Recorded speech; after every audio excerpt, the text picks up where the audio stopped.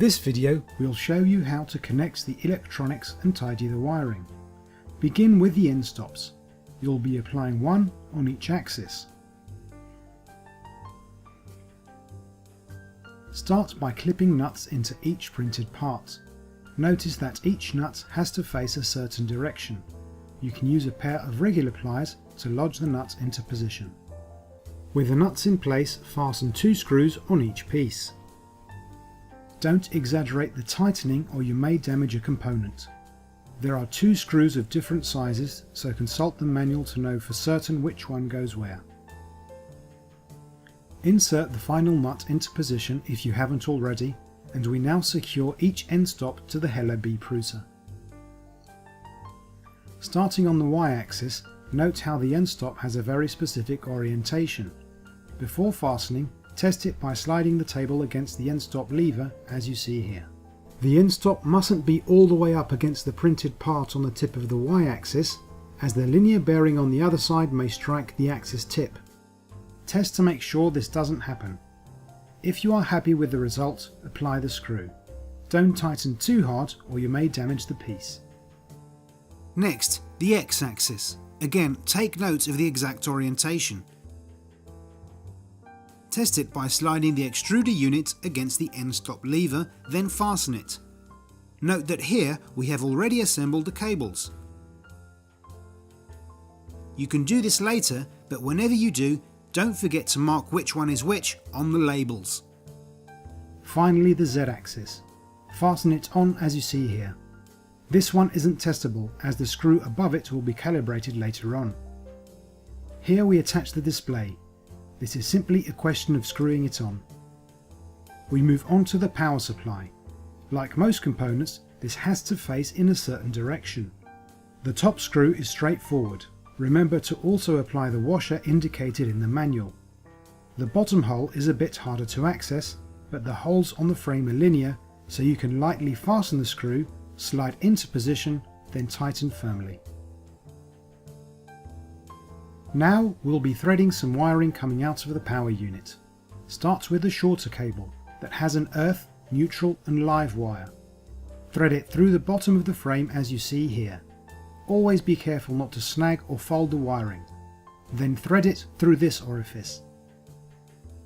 Next, thread the same wires through this printed piece. Link the connectors to the back of the switch, making sure it's the right way up and that you plug each wire to the correct connector. The black wire is behind the switch, the blue is in the middle, the earth behind the power socket.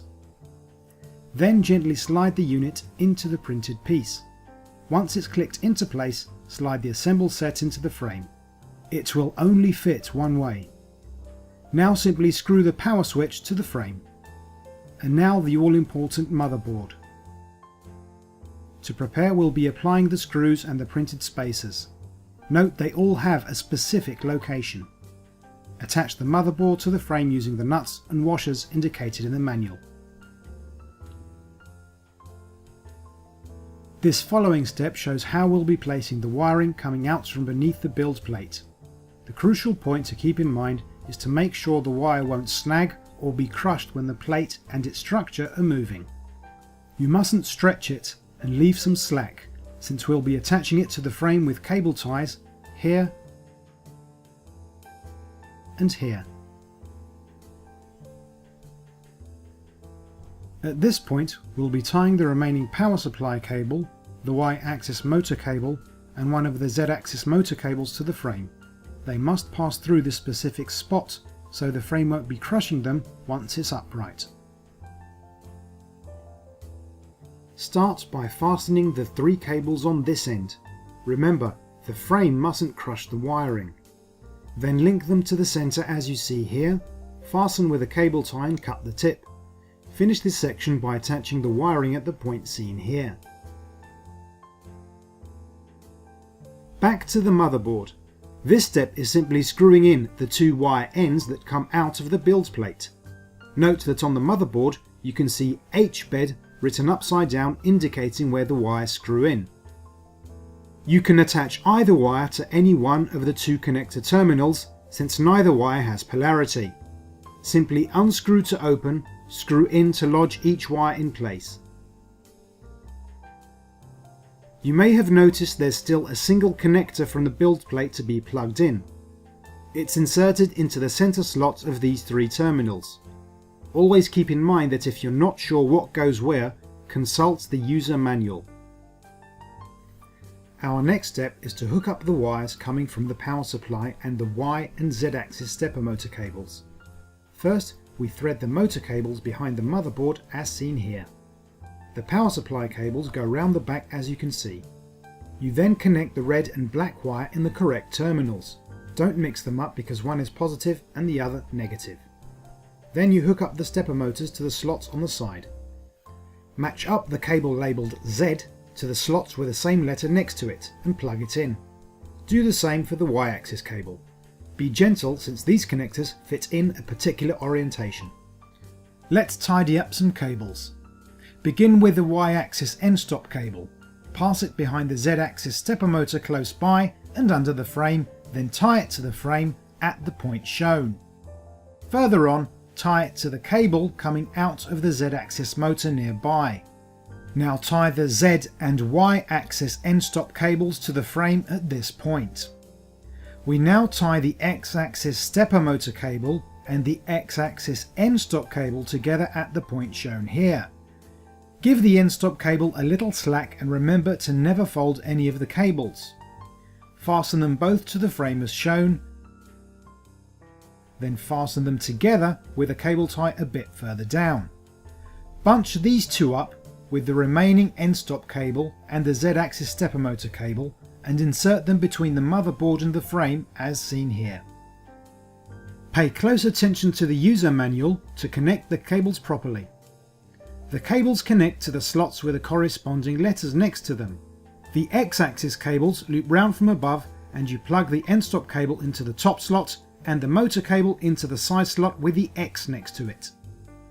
The loop is so the cables have some slack after fastening some fans on top of them later.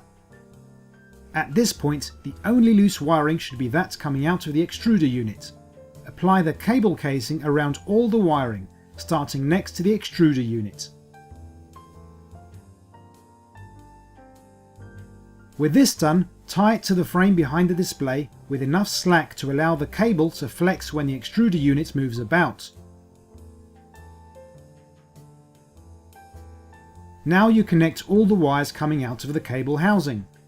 This is where all that labelling pays off, since now it's just a matter of connecting the right wire ends to the right terminals or slots. This process is too finicky and detailed to be properly shown on video. Read the user manual carefully since it offers a much better view. Take your time to make sure it's all done correctly. Up next, another pair of fans and their components. Always check if these are all facing the correct way. Place the printed part and thread a screw and washer on one side, flip it all over and place a wash and nut on the other end of the screw and tighten. Then apply a nylock nut into the orifice as shown here, keeping in mind the nut has a specific direction. Repeat for the other motor. To apply the fans you might need to move the X-axis. Rotate the flex couplings to do this. Remember, the couplings must always rotate simultaneously. Apply each fan by threading a screw through the frame at the points shown. You may have to brush aside some wiring for the fans to fit, which is why you had to have left some slack in the cables earlier. Remember, these fans will hold in place wiring you slotted into the side earlier, so be careful not to snag anything. Connect the fan motor wiring to the correct terminals. See the manual for correct and detailed indications. Now just bunch up the wires carefully and apply cable ties to attach them to the fans. You're nearly finished. Next step is connecting the display or control panel. It's simply plugging in these flat cables. Notice however that each end is slightly different. You have to plug them in so that the cables don't bend awkwardly. Simply plug the other end into the slot on the motherboard with the same designation.